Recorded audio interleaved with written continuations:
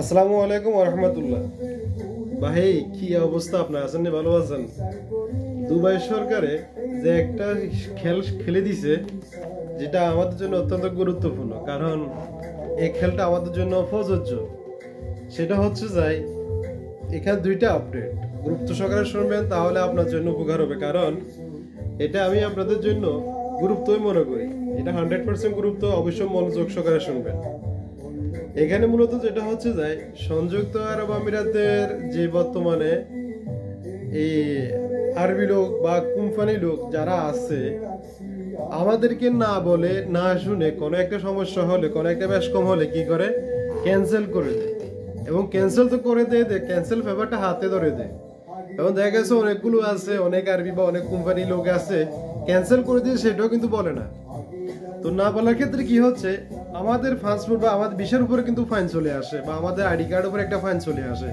আমরা পরবর্তীতে ভিসা লাগাইতে গেলে কিন্তু বলা হতো তোমার ওটা ফাইন আছে, ফাইন দিলে তারপরে যে ফাইন মানে জরিমানা আছে, এগুলো দিলে তার বিষয়টা কিন্তু লাগবে। এরকম করে অনেকটা দেখা গেছে যে বাংলাদেশে চলে গেছেন, বাংলাদেশে চলে যাওয়ার পর আপনাকে কি করছে, আপনি রয়েছেন বাংলাদেশে, সে কি করছে, এখান থেকে আপনার বিষয়টা ক্যান্সেল করে দিচ্ছে। তো এখন আপনি কি করবেন?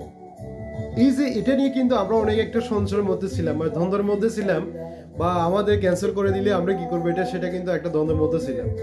কিন্তু এখন যেটা হয়ে গেছে সেটা হচ্ছে যায়, দুবাই, আবুধাবি, সংযুক্ত মানে ফুল এমারাতের মধ্যে যে কোনো জায়গাতে যদি আপনাকে ক্যান্সেল করে, অবশ্যই আপনার ক্যান্সেল পেপারে আপনার সিগনেচার থাকতে হবে। শুধু আরবি বা কোম্পানির সিগনেচার থাকলে কিন্তু হবে না, আপনার সিগনেচার থাকতে হবে যদি আপনাকে ক্যান্সেল করতে হয়। এবং কি আপনাকে অবশ্যই যাওয়া অফিসে আপনাকে যাওয়া লাগবে, কারণ আপনাকে জিজ্ঞেস করবে এবং কি কি কারণে ক্যান্সেল করা হচ্ছে, কি আপনি স্বেচ্ছা করতেছেন না সে আপনাকে ক্যান্সেল করে দিচ্ছে, কি কারণ করছে এটা আপনাকে, এবং উভয়জনকে কফিয়ত কিন্তু দেওয়া লাগবে।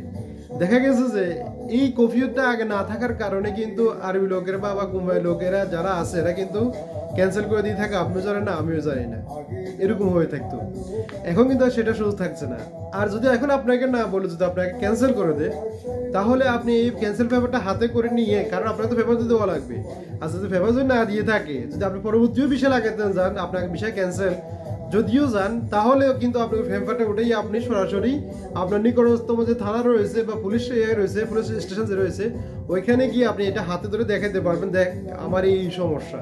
সাথে সাথে কিন্তু এটার জন্য তারা কি পুরাই নিবে, মানে আপনি রিড করতে পারবেন, আপনি তার জন্য মামলা করতে পারবেন, এবং কেন আপনাকে সে ক্যান্সেল করেছিল, কোন অপরাধে, এটা আপনি জবাবদিহি নিতে পারবেন।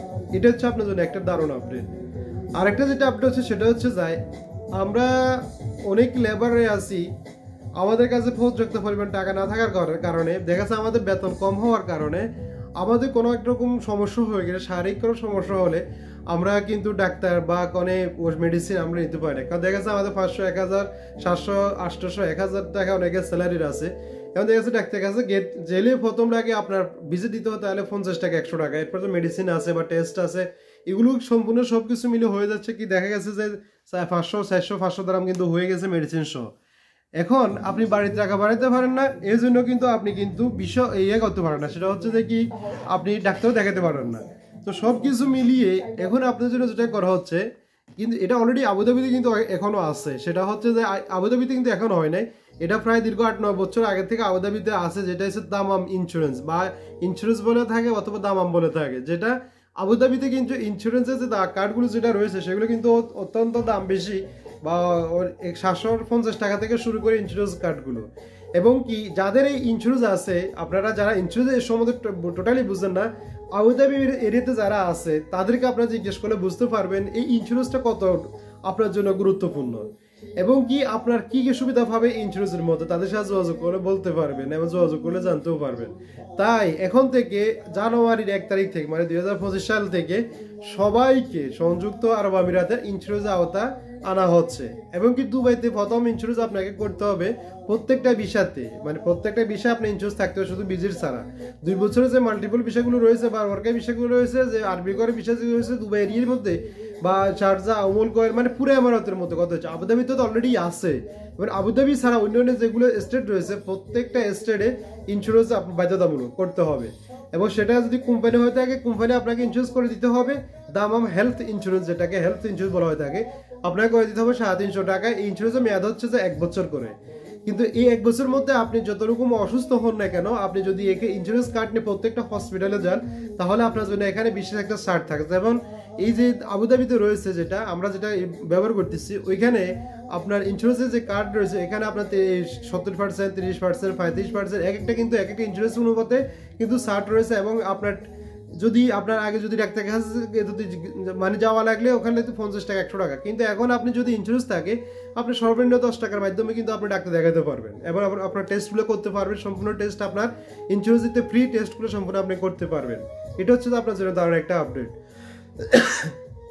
আরেকটা যেটা হচ্ছে সেটা হচ্ছে যাই, আপনারা যারা ইতিমধ্যে আমাকে এই গতকালকে যে ভিডিওর মধ্যে আপনারা দেখেছিলেন, সেটা হচ্ছে যাই ভিজিট ভিসা সংক্রান্ত।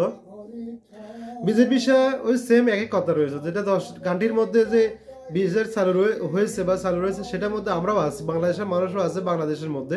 কিন্তু কথা একটাও যে লাও সে কুদু, ওই শর্তগুলো আপনাকে পূরণ করতে হবে। ভিসাটা আসতে হলে আপনাকে কিন্তু ওই যে পূর্বে যে সিস্টেম রুলগুলো আমরা বলেছি, এই রুলগুলো আপনাকে ফিল আপ করতে হবে।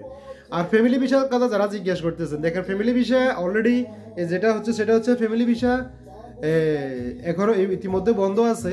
এবং ফ্যামিলি যে 2 মাসের যে ভিজিট যেটা, ওইটাও কিন্তু বন্ধ আছে।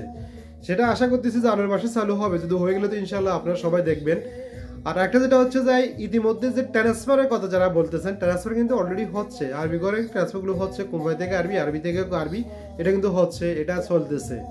আর একটা জিনিস যেটা আপনারা জানতে চাচ্ছেন সেটা হচ্ছে যে ভিসা কবে চালু হবে। দেখেন ভিসা নিয়ে তো আমি অলরেডি অনেকগুলো ভিডিও দিয়েছি, কবে চালু হবে। আর গতকালকে যে ভিডিও দিয়েছি আমি, এই ভিডিওর মধ্যে ফুল ডিটেলস কিন্তু বলেছি যে ভিসা চালু হবে এবং বন্ধ হয়ে যাবে কি কারণে। তা অবশ্যই আপনারা ভিডিও যারা শুনেছেন তারা বুঝতে পারছে, যারা শুনেন না আমার ভিডিও শুনে আসবে। আমি এখানে লিঙ্ক দিয়ে রাখবো ডিসক্রিপশন বক্সে, আর এরপর যাই আই বাটনে কিন্তু লিঙ্ক থাকবে, আপনারা কিন্তু দেখে আসবেন। তো সবাই ভালো থাকবেন, সুস্থ থাকবেন। আরেকটা কথা, বিশেষ কথা রয়েছে, সেটা হচ্ছে যাই এই যে ইন্ডিয়া, পাকিস্তান, বাংলাদেশ, আমরা মানে বাংলাদেশ, ইন্ডিয়া, পাকিস্তান, বিশেষ করে এই 3 কান্ট্রির মধ্যে কিন্তু একটা চরম উত্তেজনা চলতেছে। এই উত্তেজনার কারণেই কিন্তু এখন বর্তমানে আপনাকে যে এখানে আসতে হবে, তাহলে আপনাকে কি করতে হবে, পুলিশ ক্লিয়ারেন্সটা কিন্তু আপনাকে করতে হবে। পুলিশ ক্লিয়ারেন্সটা আপনাকে করা একদম জরুরি, আপনাকে করে দিতে হবে। কারণ না করলে কিন্তু এটা কিন্তু সমস্যা, আপনি পড়বেন না, নাহলে আসতে পারবেন না। আর যারা ভিজিটে আসবেন তারা কিন্তু যথারীতিও তাদের পুলিশ ক্লিয়ারেন্স লাগবে। আর মূলত ভিসা ইনশাল্লাহ চালু হবে। আর একটা কথা হচ্ছে, যারা ইউনিভার্সিটি আছেন, আপনারা অতি দ্রুত ইউনিভার্সিটি যারা এখনো আছেন, আপনারা কিন্তু বিষয়টা লাগানোর চেষ্টা করেন, না হলে দেশে চলে যান। এটা আপনার জন্য প্লাস পয়েন্ট হবে। না হলে বা 1 তারিখের পর থেকে কিন্তু অনেকগুলো সমস্যা হবে, সেটা বলিও সম্ভব নয়। যেটা তারা কিন্তু সর্বপ্রথম এটা অ্যালার্ট করতেছে প্রত্যেকটা মসজিদে, কিন্তু এরা কিন্তু আগে অ্যালার্ট করে নাই। এখন যদি তারা অ্যালার্ট যদি করতেছে, আপনারা বুঝে নেবেন এটা কিন্তু অনেকগুলো সমস্যা হবে। তো ভালো থাকবেন, সুস্থ থাকবেন, আল্লাহ হাফেজ, আসসালামু আলাইকুম।